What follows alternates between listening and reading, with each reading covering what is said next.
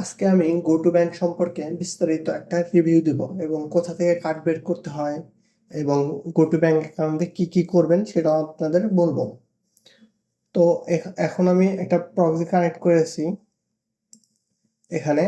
তো ব্যাংকের স্টেট অনুযায়ী প্রক্সিটা কানেক্ট করবেন, তারপরে ব্যাংকটা লগ ইন করবেন। তো আমি ইমেইলে কোড নিয়ে লগ ইন করছি 010032। তো এটা টাস্ট দিস ডিভাইস দেই, পরবর্তীতে লগ ইন করতে আমার কোনো সমস্যা হবে না। কন্টিনিউ। তো আমার দেখতেই পাচ্ছেন আমার গো টু ব্যাংকের ড্যাশবোর্ডটা চলে এসেছে। তো আমি প্রথমেই বলি, go to bank account create করার পরে প্রথম কাজটাই হচ্ছে আপনার সেটিং থেকে একটু লোডিং নেবে। সেটিং থেকে ভার্চুয়াল কার্ডটা পিন সেট আপ করে বের করে নেওয়া। কারণ গো টু ব্যাংক ক্রিয়েটের 7 দিন পরে ভার্চুয়াল কার্ডটা হাইড হয়ে যায়। সেক্ষেত্রে আপনারা অবশ্যই গো টু ব্যাংকের কার্ডটা সেভ করে নেবেন। তো আমার এখনো লোডিং নিচ্ছে। তো এই যে এখান থেকে ম্যানেজ কার্ড, তারপরে debit card,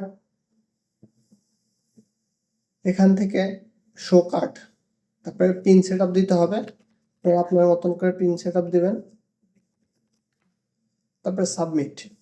the pin has successfully changed, মানে সেট আপ হলো কিন্তু দেখাইতেছে চেঞ্জড। এখান থেকে শো কার্ডে দিলে পারে আপনার অ্যাকাউন্টের কার্ড নাম্বার সেভ হয়ে যাবে। তারপরে আসি, এটা আবার হাইড করে দিই।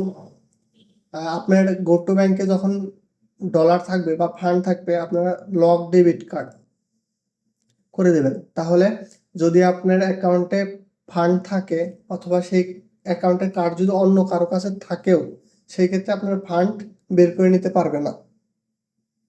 এর জন্য এই ডেবিট কার্ড লক অপশনটা ব্যবহার করবেন। তো এটা গেল। এখন আসি হচ্ছে অ্যাকাউন্ট অ্যান্ড রাউটিং নাম্বার নিয়ে। তো এই যে উপরে বাম সাইডে ব্যাংক অ্যাকাউন্ট, এটা দেখতে পাচ্ছেন।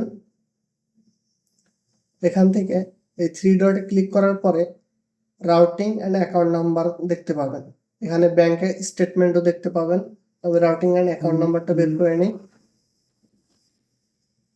এরপরে আসেন হচ্ছে ডিরেক্ট ডিপোজিট সম্পর্কে। ওই same account and routing number থাকবে। আপনারা এর মাধ্যমে এসিএস ডিপোজিট করতে পারবেন। ক্যাশ আপ থেকে, সাইন থেকে, সাইন থেকে হবে না, ক্যাশ আপ থেকে হবে। আর আরো অনেক সাইট আছে, যেমন ট্যাক্স রিফান্ড, ডোরড্যাশ, এরকম আরো অনেক সাইট আছে।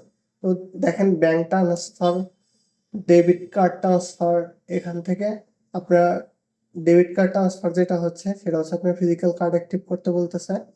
তা এখানে আছে ট্যাক্স রিফান্ড, তারপরে ডিপোজিট ক্যাশে না যাই কারণ আমাদের ফিজিক্যাল অপশন নাই। তো দেখেন set up direct deposit, unlock exclusive parks. তো এখানে 2 দিনের মধ্যে ডিপোজিট করতে পারবেন এবং receive up to 300 overdraft protection. এটা সেট আপ অটোমেটিকলি করতে পারবেন, ম্যানুয়ালি করতে পারবেন। তো ডেবিট কার্ড ট্রান্সফার, এটা হচ্ছে link your debit card to transfer money to your go to account. আপনারা এখান থেকে ডেবিট কার্ড লিঙ্ক করে ট্রান্সফার করতে পারবেন। আপনারা চাইলে এখান থেকে সার্ভের যে উইড্রোগুলো এই ব্যাংকেও দিতে পারবেন, অথবা পেপালে যে অ্যাকাউন্টে লিঙ্ক করতে হয় ডেবিট কার্ডে লিঙ্কটাও করতে পারবেন। এই ছিল আমার গো টু ব্যাংকের রিভিউ। যদি ভিডিওটা ভালো লাগে অবশ্যই লাইক, কমেন্ট এবং শেয়ার করবেন। আর যাদের গো টু ব্যাংক লাগবে তারা আমার টেলিগ্রামে যোগাযোগ করতে পারেন। ধন্যবাদ।